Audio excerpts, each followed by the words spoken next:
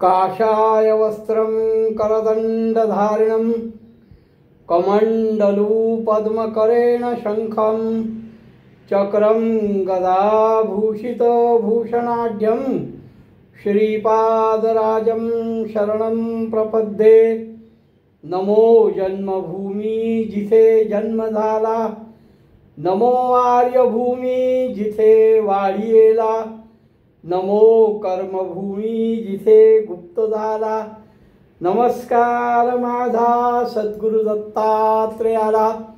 अवधूत चिंतन श्री गुरुदेव दत्त। साधकांनो, अनेक लोकांचं असं म्हणणं आहे गुरुचरित्र फार शांतपणे चाललंय। मुळात जे तुमच्यापर्यंत पोचायला पाहिजे अशी माझी प्रामाणिक इच्छा आहे, त्यानुसार मी गुरुचरित्रावर विवेचन देतोय। तुमच्यापर्यंत गुरुनिष्ठा, गुरु आज्ञा पालन, मंत्र सामर्थ्य, भस्माचं महत्त्व, रुद्राक्षाचं महत्त्व हे ज्या पद्धतीने तुमच्यापर्यंत पोचायला पाहिजे, तुमच्या मनात रुजायला पाहिजे आणि त्या पद्धतीने तुमची कालक्रमणा असावी अशी माझी जी इच्छा आहे, त्यानुसार मी तुम्हाला गुरुचरित्रावर विवेचन देतोय। तसं पाहायला गेलं तर मग गुरुचरित्रावर जर नुसतंच बोलायचं असेल तर 53 अध्याय 7 दिवसामध्ये मला संपवता आले असते। फक्त अध्याय वाचून दाखवायचा, पण त्याला काही अर्थ नाही, कारण ते तुम्हीही वाचू शकाल, कारण ते काही संस्कृत नाही आहे, ते प्राकृत आहे। पण माझ्या बुद्धिमत्तेने तुमच्यापर्यंत मला सद्गुरू नृसिंह सरस्वती स्वामी महाराज सिद्ध नामधारक यांनी जी जीवनशैली सांगितली आहे, ती जीवनशैली मला तुमच्यापर्यंत पोहोचवण्याचा मी प्रयत्न करतोय आणि मला तेच करायचं आहे। म्हणून 70 हो, 75 हो, 80 हो किंवा 200 हो, कितीही भाग हो, पण मी तुम्हाला सांगितलेलं गुरुचरित्रावरचं विवेचन हे तुमच्या मनापर्यंत रुजलं पाहिजे। एनकेन प्रकारेनं कधी पुन्हा कधी तुम्हाला गुरुचरित्राविषयी कोणी सांगायला लागलं तर तुम्हाला हे सगळं आठवलं पाहिजे की हो, काका बोलले होते, त्याच्यामध्ये असं असं आहे। असो, काल आपण बघितलं राजा भद्रसेनला पाराशर ऋषींनी त्याचा मुलगा सुधर्म, त्याचं पूर्वजन्मीचं आख्यान तर सांगितलंच, पण या जन्मात तो 12 वर्षानंतर त्याचा मृत्यू आहे आणि मग त्याच्याकरता रुद्राभिषेकाचं महत्त्व आणि रुद्राभिषेक करून त्याचा प्राण वाचवला। ज्याचं वय वर्ष फक्त 12 वर्षापर्यंत आयुष्य होतं, ते तिथे 10,000 वर्षापर्यंत आयुष्य लिहिलं गेलं। एवढं सामर्थ्य रुद्रामध्ये आहे, मृत्युंजय मंत्रामध्ये आहे, हे आपण काल बघितलं। नारदांनी येऊन राजा भद्रसेनला पाराशर ऋषींसमोरच त्या कर्माची पुष्टी केली आणि वर स्वर्गामध्ये काय घडलं, यमाला वीरभद्रांनी काय सांगितलं, हे सगळं आपण बघितलं। हे सगळं पाराशरांनी राजा भद्रसेनला सांगितलं। गुरु नरसिंह सरस्वती, भगवान दत्तात्रय त्या दाम्पत्तीला सांगतात आणि सिद्ध नामधारकाला सांगतो। नामधारक त्या सिद्धाला पुन्हा विचारतोय किंवा सद्गुरूंनी नृसिंह सरस्वती स्वामी महाराजांनी रुद्राध्याय हा विस्तारपूर्वक सांगितला. पुढे काय झालं? त्याला प्रत्येक घटनेनंतर प्रत्येक कथेनंतर त्याची ऐकण्याची लालसा वाढत चालली आहे. त्याला संपूर्ण गुरुचरित्रामध्ये सद्गुरू नृसिंह सरस्वती स्वामी महाराज जे 80 वर्ष भूतलावावर होते आणि त्यांच्या काय काय लीला झाल्या, त्यांच्या चरित्रामध्ये काय काय त्यांनी काय काय केलं, काय काय त्यांच्या कृपेने घडलं, हे सगळं खरं त्या नामधारकाला ऐकण्याची अत्यंत तीव्र इच्छा आहे. मुळात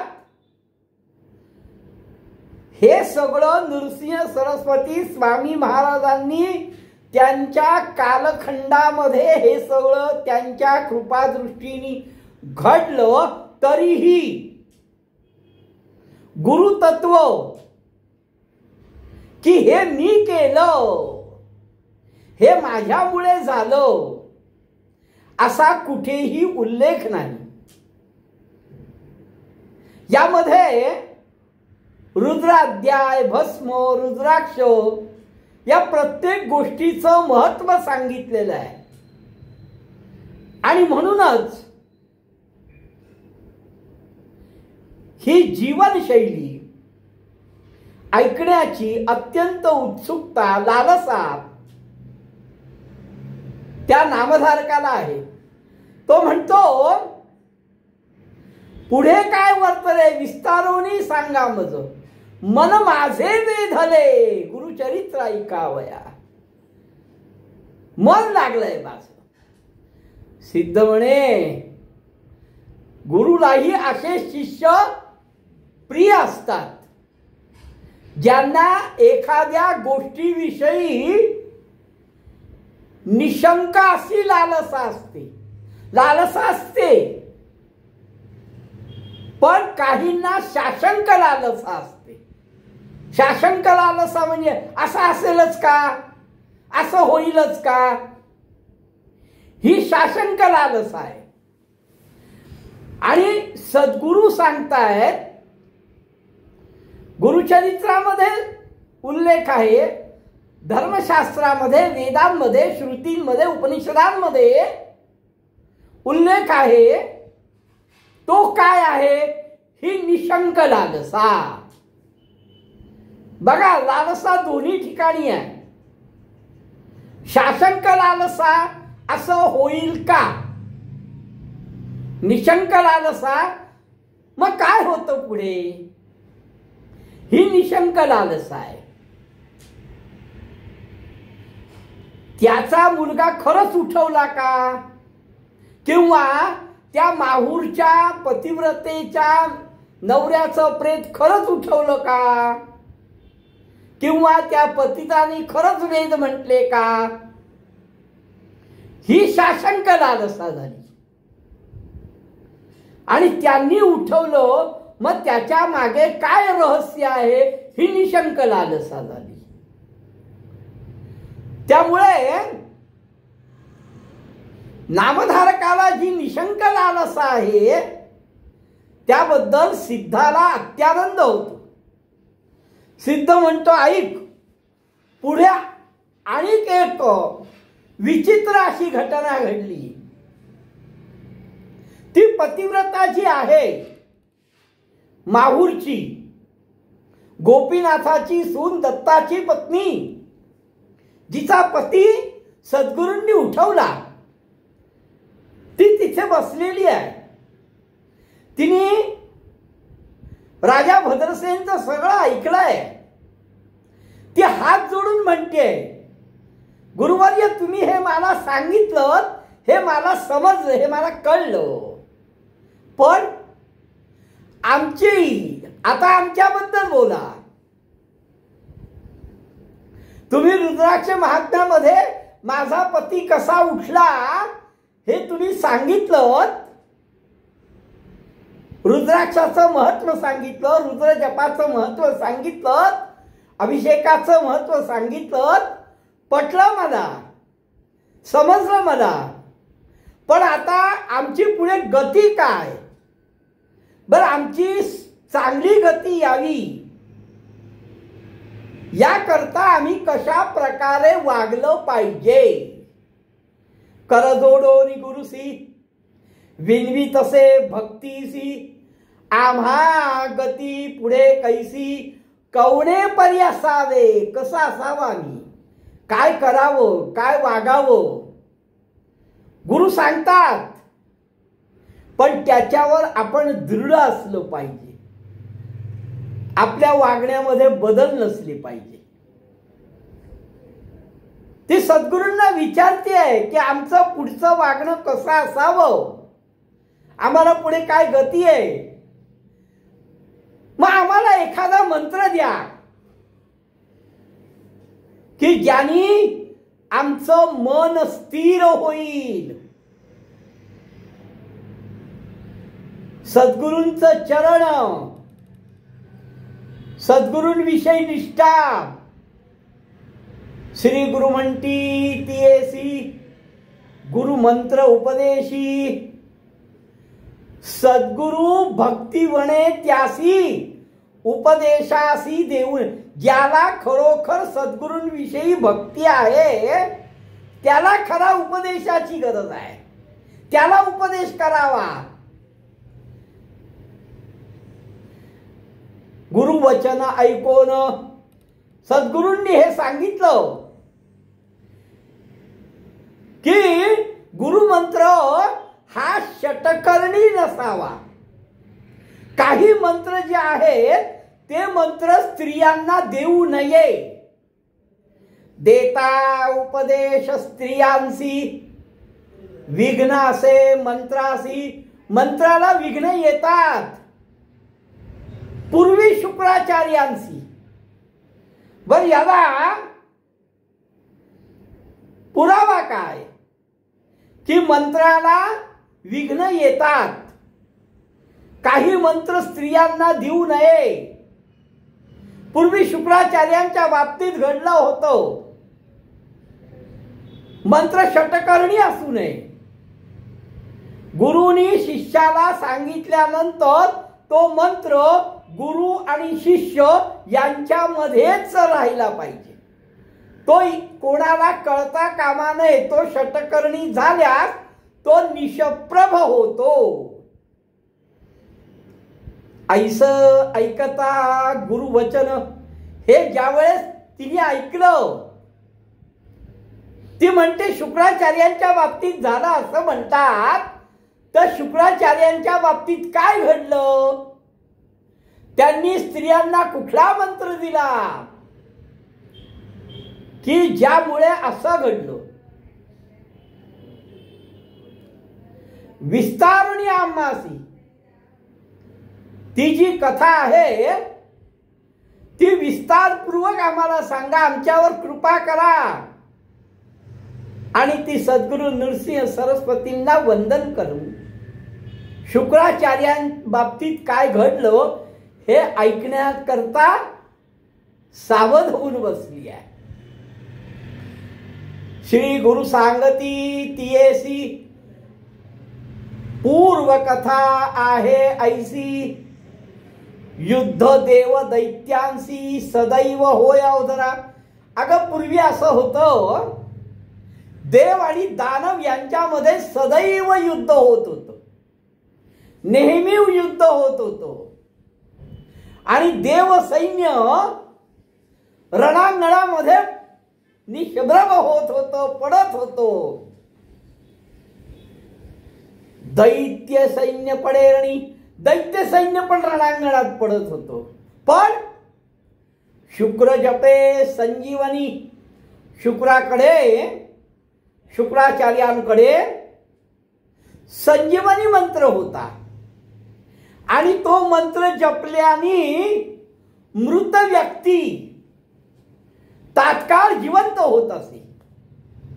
त्यामुळे देव दानव युद्धामध्ये दानवांचं सैन्य मेलं तरी दानवांचे गुरु शुक्राचार्य हे संजीवनी मंत्राचा प्रयोग करून पुन्हा सैन्याला उठवत होते आणि पुन्हा युद्ध करत होते. पण देवांकडे मात्र हा संजीवनी मंत्र नव्हता.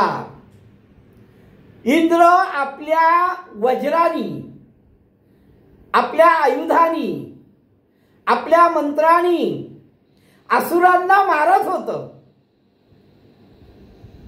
इंद्राकडे शक्ती होती, त्या शक्तीने असुरांचा नाश होत होता. पण शुक्र संजीवनी मंत्र जपाने पुन्हा त्या दानवांना उठवत होतो. आणि मग ते निशाचर म्हणजे दानव दैत्य देवसेनेला मारण्याकरता येत होते. ऐसे होता एके दिवशी इंद्राने हे बघितलं, अरे नेहमी नेहमी असंच होतंय, माझं सैन्य मारलं जात आहे आणि शुक्राचार्यांच्या मंत्र जपाने दानवांचं सैन्य परत जिवंत होतंय. काय करावं म्हणून तो कैलासाला गेला. सांगे स्थिती शिवाची, शिवाला सगळं सांगितलं. शिव हे आद्य गुरु आहेत. पण त्यांना सांगितलं की बघा, शुक्राचार्यांच्या मंत्राची करणी बघा. मी म्हणून नेहमी सांगतो, मंत्राला महत्व आहे, मंत्रामध्ये सामर्थ्य आहे. शुक्राचार्यांना संजीवनी मंत्र येत होता, ते दानवांचे गुरु होते, म्हणून दानवांना हा एक त्यांचा खूप मोठा फायदा म्हणायला हरकत नाही. एवढं मंत्रामध्ये सामर्थ्य आहे. सांगे स्थिती शिवाशी, इंद्राने सगळी स्थिती शिवाला सांगितली. शुक्राचार्यांजवळ जो संजीवनी मंत्र आहे, जो देवतांजवळ नाही आहे. कोपोनिया ईश्वर, शिवानी ऐकलं, आद्य गुरु आहेत, त्यांना क्रोध आला. नंदीशी सांगे उत्तर, नंदीला सांगितलं, जा रे, ताबडतोब शुक्राचार्यांना पकडून आण. शुक्राचार्यांना घेऊन ये माझ्याकडे. आद्य गुरु शिव, नंदीचे स्वामी भोलानाथ गुरुचं वचन ऐकलं, स्वामींचं वचन ऐकलं. नंदी गेला ठाकोनी, नंदी गेले, डायरेक्ट शुक्राचार्यांजवळ गेले. शुक्राचार्य तपा करता बसलेले होते. होता शुक्र तपस्थानी, मुखी धरिला नंदीने, नंदीने मुखामध्ये धरलं आणि घेऊन आला. शुक्राचार्यांना शिवाकडे घेऊन आला. सगळ्या दैत्यांना आकांत झाला. अहो, फार मोठं शस्त्र ज्यांचं गेलं, त्यांचे गुरुच,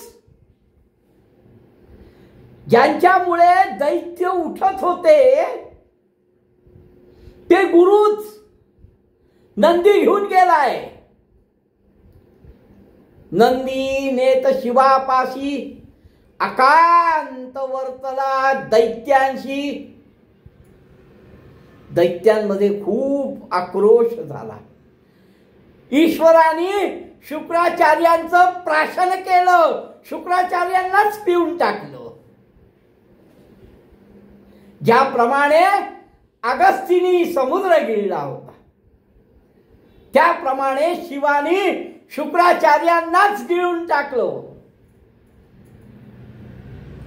इकडे दैत्यांकडे आकांत माजला. काय झालंय, काय झालंय, काय झालंय? अहो, आमचे गुरु घेऊन गेले. आमच्या गुरूंना नंदी घेऊन गेला आणि शिवानी त्यांचं प्राशन केलं, हो आता आमचे गुरु नाहीत.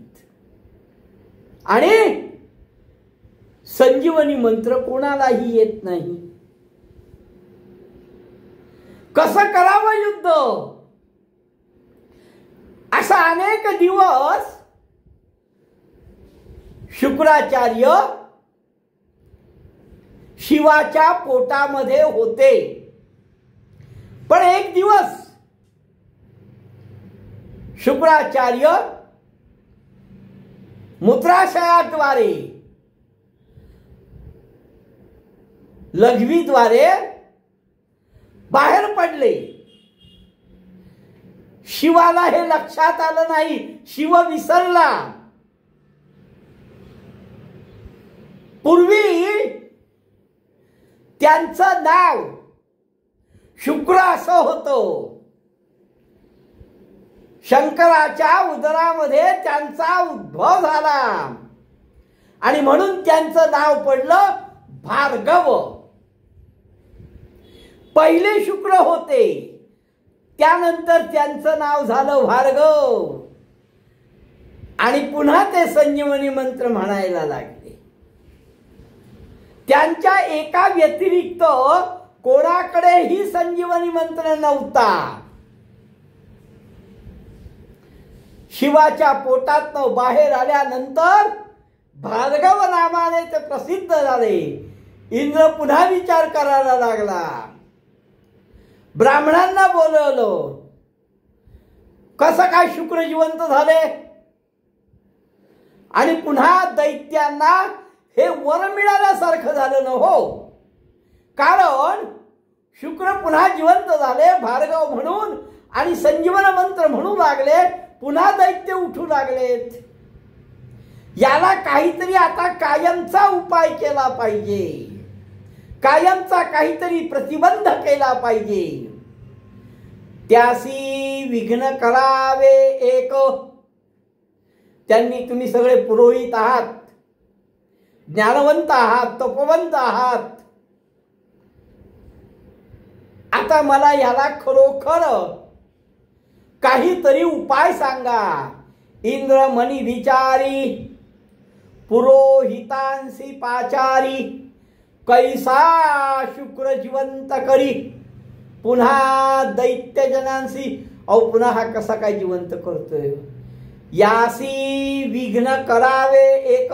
आता त्याला काहीतरी विघ्न करावं लागेल.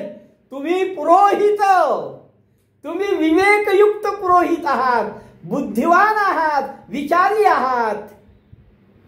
हे देव गुरु बृहस्पती गुरु राया, तुम्ही देवांचे गुरु आहात. ते दानवांचे गुरु आहे.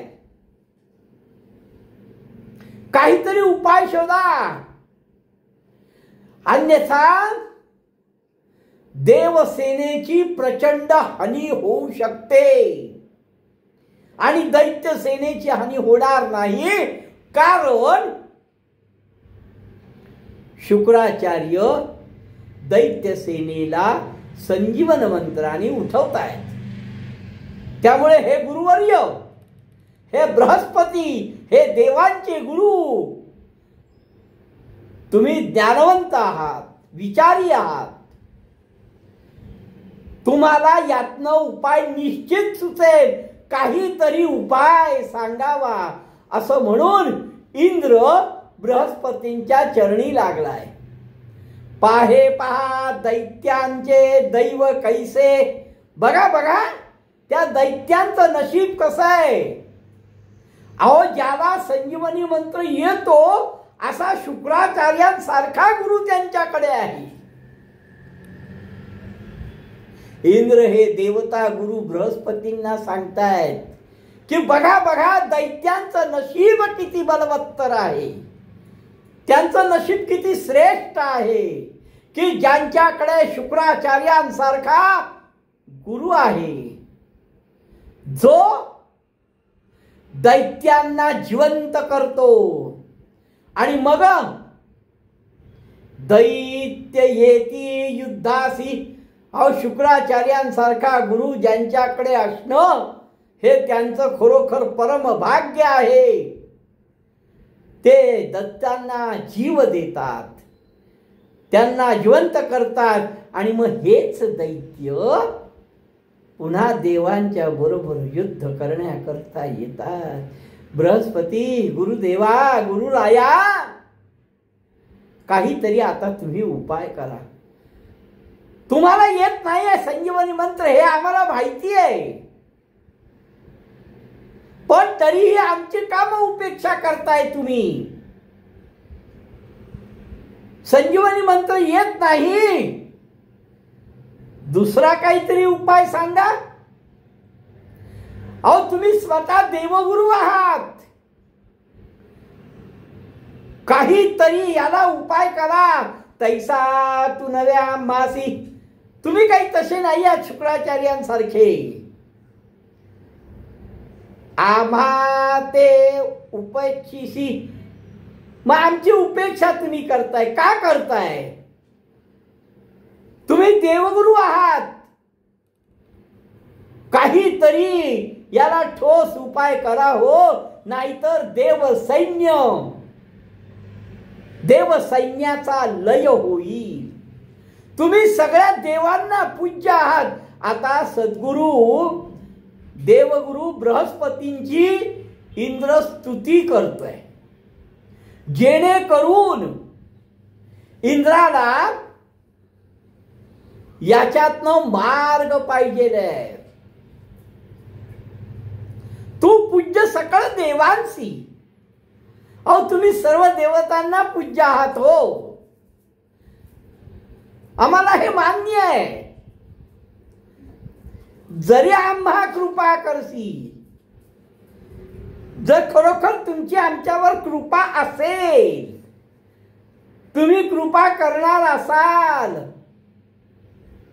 तर शुक्राचार्यांसारखं संजीवनी मंत्र नाही ठीक आहे, पण शुक्राचार्यांसारखं विशेष असो.